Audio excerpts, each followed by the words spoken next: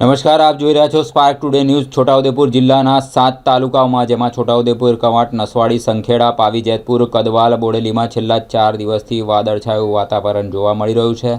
એક તરફ ગરમીનો અહેસાસ અને રાત્રિના ઠંડીનો અનુભવ જે બેવડી ઋતુના કારણે અને માવઠાના વાર્તાઓના એંધાણના કારણે આંબા ઉપર ઉગેલા મોર અસરો થતી જોવા મળી રહી છે, જેની સાથે જો વરસાદ પડે તો આ મોર બળી જવાની પણ શક્યતાઓ રહેલી છે, જેના કારણે કેરીની ખેતી કરતા ખેડૂતોમાં ભયનો માહોલ જોવા મળી રહ્યો છે। છોટાઉદેપુર જિલ્લામાં ઘણા વિસ્તારોમાં ચોમાસું ખેતી ઉપર નિર્ભર છે, ત્યારે ઘણા વિસ્તારોમાં બારેમાસ ખેતી થઈ રહી છે। એવા વિસ્તારમાં આંબાવાડી સહિત ખેડૂતોમાં સિઝન દરમિયાન જુદા જુદા પાકનું વાવેતર કરે છે, આ આવક મેળવે છે, ત્યારે હાલ બેવડી ઋતુનો અહેસાસ સમગ્ર વાતાવરણ પર ખેતીના પાકને નુકસાન થવાની શક્યતાઓના એંધાણ આપી રહી છે।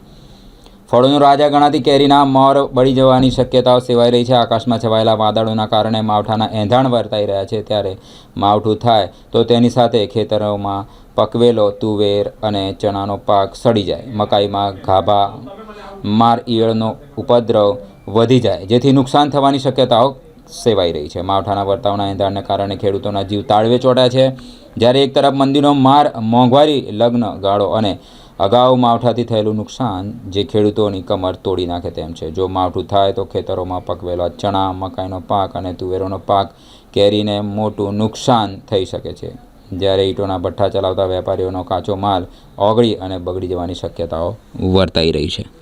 ચાલુ વર્ષે છોટાઉદેપુર તાલુકામાં આંબાવડિયા પર મોર સખત આવ્યો છે।